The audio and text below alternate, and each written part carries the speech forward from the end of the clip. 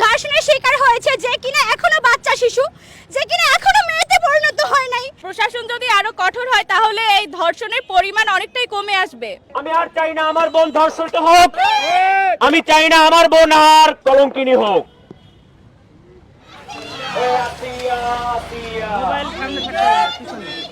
আমি কে, তুমি কে?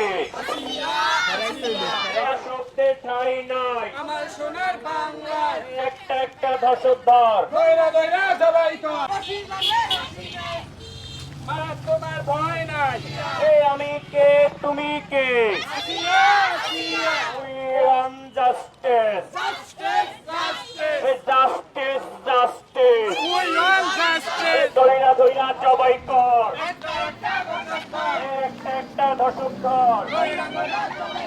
ধইরা ধইরা জবাই কর আমার সোনার বাংলায় ধর্ষকদের ঠাঁই নাই।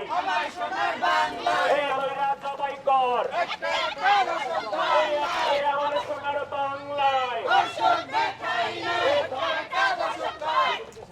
ধর্ষকদের ঠাঁই নাই। আমার সোনার বাংলায় আমার সোনার বাংলায় ধর্ষকদের ঠাঁই নাই ধর্ষকদের ঠাঁই নাই। আমার সোনার বাংলায় আমার সোনার বাংলায় ধর্ষকদের ঠাঁই নাই ধর্ষকের ঠাঁই নাই। আমার সোনার বাংলায় দড়ি লাগলে দড়ি নেই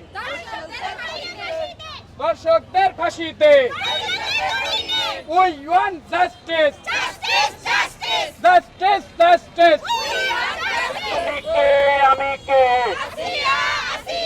আমার সোনার বাংলায় আমার সোনার বাংলায় ধর্ষকদের ঠাঁই নাই ধর্ষকদের ঠাঁই নাই। আমার সোনার বাংলায় আমার সোনার বাংলায় ধর্ষকদের ঠাঁই নাই ধর্ষকদের ঠাঁই নাই। আমার সোনার বাংলায় আপনারা জানেন যে কিছুদিন আগে নিষ্পাপ শিশু আসিয়াকে নির্মম ভাবে কিভাবে ধর্ষণ করা হয়েছে। আমরা এখন সর্বশেষ জানতে পেরেছি আসিয়ার জ্ঞান ফিরেছে, সে তার জবানবন্দি দিয়েছে। সে জবানবন্দিতে একটি কথা বলেছে, সেটি হলো আমাকে যারা এইভাবে নির্মম ভাবে আমার ক্ষতি করেছে আমিও তাদেরকে একটা গুতা দিয়ে ক্ষতি করতে চাই।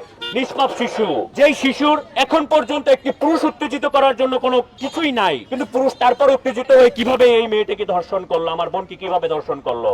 আমি আজ আসিয়ার কাছে অপরাধী। আমি আর কোনো আসিয়া ধর্ষণ হতে দেখতে চাই না।